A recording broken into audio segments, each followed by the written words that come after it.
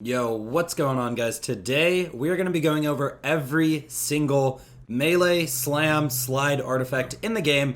The other day on stream, I tested all of them, and I'm going to let you guys know my thoughts on every single one. Now, with that being said, since there are a lot of these artifacts, there's not going to be gameplay footage on all of them, especially not the bad ones. I'm going to go over the bad ones just to let you guys know my thoughts and why I think they're bad. And then at the end, we're going to show you guys some awesome clips of the good ones. So let's get straight into it. Hey guys, I'm actually hopping in here for 1 second. There's one cool thing I found out while testing, and actually the height that you slam from will give you bonus damage. Now, the most damage I was able to get out of Slam with no bonuses was 258k. This was with no bonuses, slamming from, I believe you only have to go about a story up and you get the max damage. Now, Slam does not get melee bonuses. It actually gets splash bonuses. So if you are slamming and you want to make a Slam build, don't go for melee. You want to go for splash. And I wanted to mention that before we hop into the rest of the video. Now, the first ones we are going to be talking about are the sliding artifacts. There's one in each element. I have one pulled up right here, cauterizing, and there is also electric slide, if I can find it real quick. Radio dead. Yeah, radio dead is another one. Basically, there's one for each element. It's called cauterizing, caustic coast, electric slide, radio dead, and snowdrift. Now, there's only one of these on the list that are actually good, and that is the snowdrift. And that's only because the slide speed is great. You can get damage on it with Zane, but these other ones, like the Radio Dead, just do not output the amount of damage you want to see. Like these slides just did almost nothing for damage on Mayhem 10. I believe it was like 20k shock on shields for the electric slide. And yeah, so these just aren't that great. Next, I'm going to be talking about 3 slam artifacts, and these ones, in my opinion, once again, aren't that great. I'm going to show you guys each one and tell you what they do, and just tell you why it's not that great. First, we have the safeguard. Now, basically, this lets your slam give you a bunch of damage reduction. 57% damage reduction for 5 seconds. Now, that sounds like a lot, but ultimately, when I would slam and get this damage reduction, like any enemies on Mayhem 10 with enough fire rate, just blast right through it. On top of that, it only lasts for 5 seconds, and the slam animation probably takes you like 2 to 3 seconds, so you're really not even taking advantage of this effect, and it's just not worth it. Next, we have the rear ender. You can see this one is a prefix. It gives you an improved slam, slam damage, slam radius, and slam knockback. Now, there was one place I really wanted this to work, and if it did, we actually could have found some interesting use out of it. And that is the Guardian takedown with the crystals. Now, if you guys, you guys obviously know how the Guardian takedown works. You have to keep the Guardians off of your crystals. So this actually could have been a pretty awesome piece of utility to use there. But the issue was the Guardians kind of do have some knockback resistance, and you can't even toss Guardians around with Quasars. So when I tried this out, I couldn't knock back a Guardian, and that is the one place where this could genuinely be useful. Otherwise, this does improve your knockback throughout the game, but it's like, the one place where it could have been useful, it wasn't. And then finally, we have the pull-out method. So this one is a suffix. It's the second part of the artifact. Basically, your slam will generate a singularity. So imagine a quasar, but on a slam. And that's what this one's supposed to do. However, from my testing, it just doesn't work at all. This artifact, from what I can tell, is just bugged. It doesn't create, it does visually create a singularity, but it doesn't pull any enemies in. It doesn't yo-yo any enemies around the map. So I believe this one is just broken. I will probably report this as a bug later on, after recording this video. But yeah. Next, we are going to be talking about some of these elemental slam artifacts. We have the Ice Spiker, we have the Mind Melt, and for some reason I didn't write down some of the other names.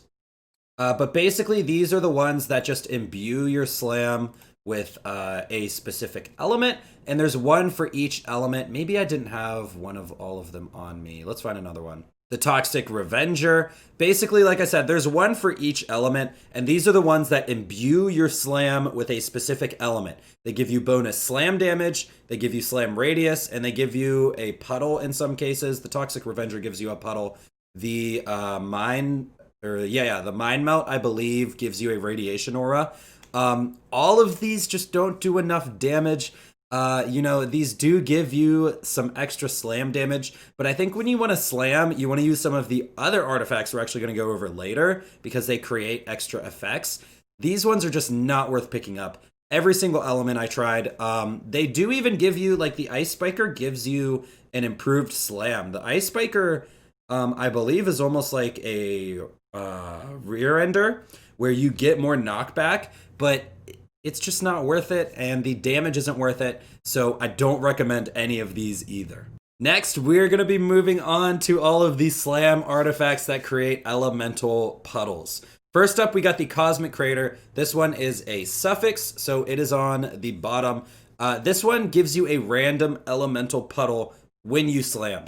Now, surprisingly, these actually did okay damage. When an enemy was caught in the puddle, I believe we were getting like 100k or 200k damage per tick, which was pretty cool. Now, I actually have one issue with these artifacts, and I think the puddles don't last long enough for this to be worth it. It kind of runs into the same problem with the Safeguard, where it seems like it lasts for maybe about 5 seconds, but the actual slam animation is like 2 seconds. So like 2 out of 5 seconds, you're kind of just wasting your time getting this down. And then you just really don't get to take advantage of it that hard. And I just don't think it's worth it. And like I said, the damage was like 100k to 200k per tick, which realistically isn't a lot. That's like some average damage, but it was much better than like some of the slides and some of the other random stuff on here that just didn't do much at all. Now, don't worry guys, next we are actually moving on to some decent ones. These are the elemental melee artifacts. You can see I have the Firestone right here. There's one for every single element, and then there is also a suffix called Commander Planetoid. Here it is. So this suffix, so look, perfect, Shockstone, Commander Planetoid. So there is a stone for every element. Shockstone, Firestone, Cryostone, Radiation Stone, Corrosive Stone. One for every element, and then there is also the suffix Commander Planetoid. Now, these are decent. And what I mean by that is if you're making a melee build, you can often supplement your main artifact bonus, like some of the ones we're going to talk about later. You can supplement it with the stone prefixes, or even in some case, maybe the Commander Planetoid suffix. These are actual good bonuses. Like these are percentage-based elemental bonuses, which add another like variable to your damage equation. These are actually decent. Now, the reason why I rate these as medium is because they are not really exploitable. They just add good/decent damage, but there's no way to really like go hard with these like some of the ones we're going to be going over later. But these are really cool, and I think they're not bad. They're definitely not bad. And even in like some of the stuff I've used with like the Stinger Shields and stuff, sometimes I use a Shockstone prefix, sometimes I use, one of the stone prefixes. It's a pretty decent supplement if you have a specific build going on, and these can be pretty good sometimes. Next, I want to talk about some utility artifacts. Now, you can see on the left we have the Knife Drain. On the right, we have a Launch Pad. So these are very cool. And also the Rocket Boots do the same thing, if you guys didn't know. But the Rocket Boots are just a worse launch pad, and I'll talk about that in a second. Now, these are utility. These will often be useful. Like you can see on the left, I have a Knife Drain White Elephant. For a like Face Puncher build, Knife Drain White Elephant is one of your best options. It gives you great damage with the White Elephant, and it gives you survivability with the Knife Drain. This is utility. It's great. It's not always useful. Depending on your build, you're going to want one of these. And then we have the Launch Pad and the Rocket Boots. What the Launch Pad does is it is a slam that launches homing rockets.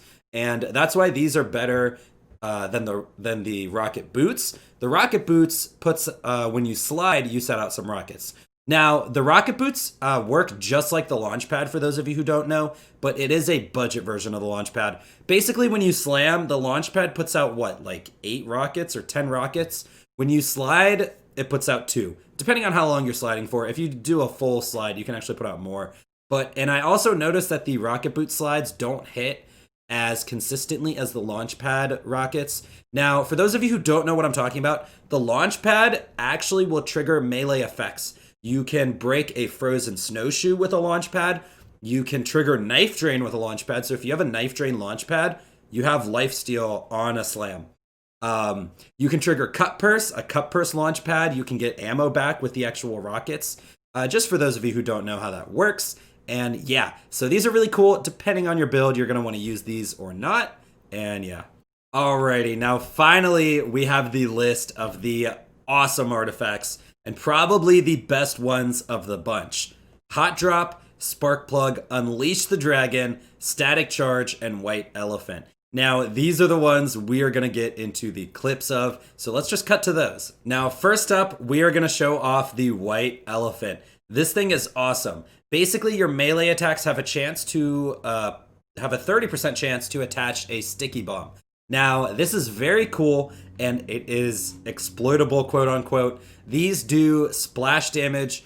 Keep in mind, these don't actually get grenade damage. So if you have grenade damage bonuses, these are not going to work for that. However, with that being said, Moe's can actually make these crit with Pull the Holy Pin, I'm pretty sure. But this thing is awesome. We are going to show off a Tronk kill using the Stinger Shield and White Elephants. Now, what's really cool, and why I say this is kind of exploitable, is because this double dips.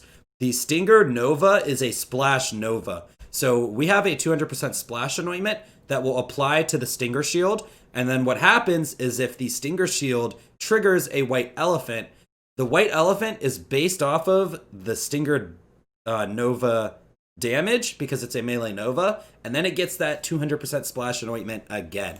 Ready for a fight? Now let's just go ahead and run in here. Now I'm going to activate my Rex ahead of time. This is going to activate our 200% anointment, and we're actually just going to let Trump break our shield. And if that stuck him up, he's dead. Now, like I basically said, this interaction double dips, and it's pretty exploitable, and it's pretty awesome. Super fun. Also, White Elephant might be the best melee artifact when it comes to the Face Puncher. The Face Puncher has multiple pellets, ×7. You can also get this in ×14. Each pellet has a chance to trigger White Elephants, and it's just a really strong combo, and this is just a really strong artifact. Now, next, we are going to be showing off the Unleash the Dragon. Now, what this artifact does is your Slam, Slide, and Melee will all give a fire dot on your enemies. Now, this fire dot is based off the damage that triggered it. Once again, we're going to be using the Stinger Shield because it's an awesome shield. By the way, I'm going to post this flak build in the description or the pinned comments down below. So if you want to get the breakdown on this flak build, go to that video. Now, the Unleash the Dragon puts this giant fire dot. The more damage you can do in one hit, the bigger the dot's going to be. We're going to be pairing this with the 300% damage anointment. So we have a gun we're holding with the 300% damage. Now this 300% is not weapon damage. This is actually known as a V2 damage bonus. If you guys don't know what V2 is, basically it's just a damage bonus that can apply to more things, and it's not additive to weapon damage. It's a different kind of damage bonus. So we're going to go use this on Tront and show you guys how big this dot can be, especially when we're using a 300% bonus on it. So keep in mind, Tront, he's shielded, and he resists fire. And you saw once we got through his shield, that dot chews him up. Now, what's really awesome about the Unleash the Dragon and the 300% anointment is the Unleash the Dragon snapshots your damage. So normally the 300% anointment will stop working once we get below 90% health, but this is based off the damage that triggers it. So it takes that damage and it snapshots it, and it'll apply until the dot turns off. So yeah.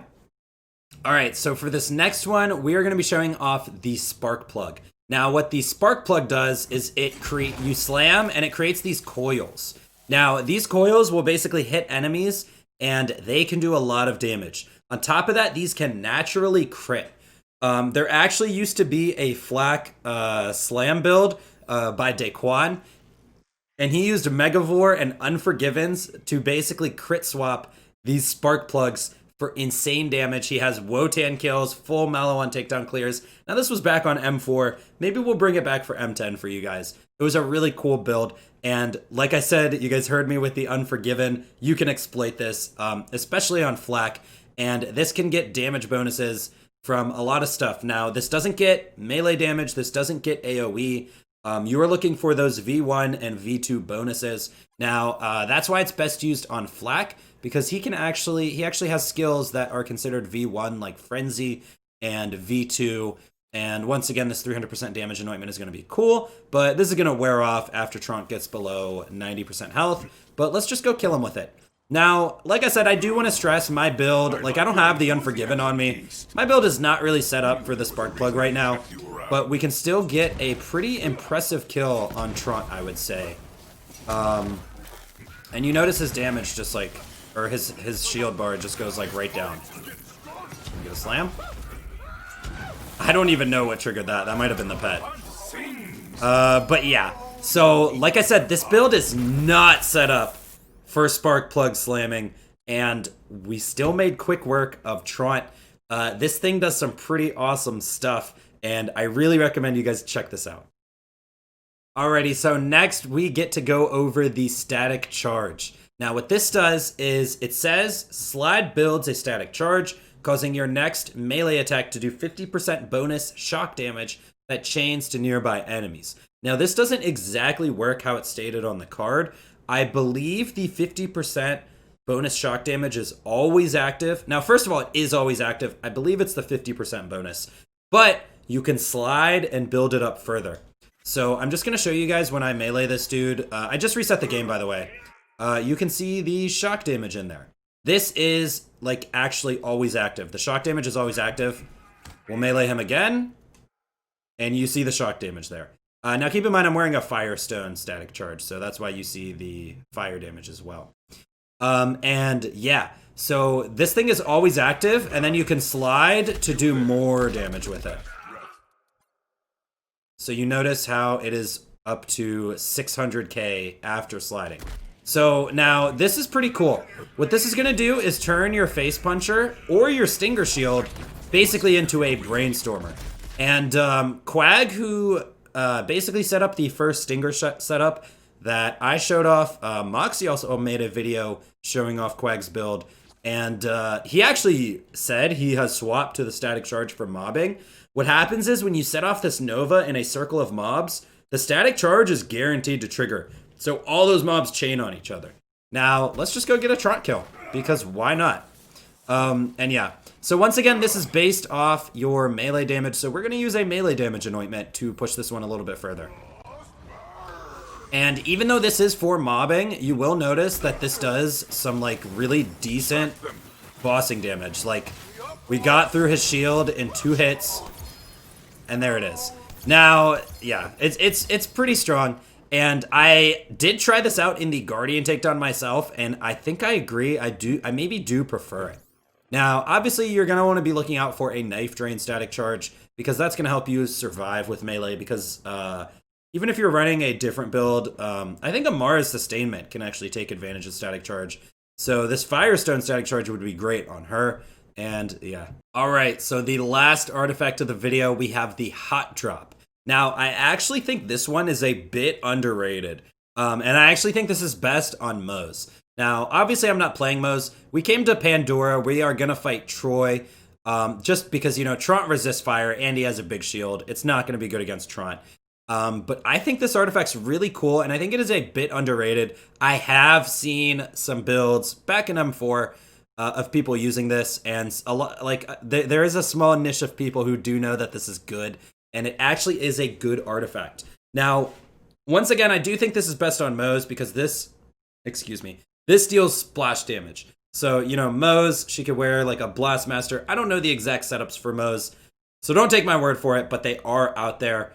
Maybe we might end up featuring one because after playing with this artifact, it is pretty awesome.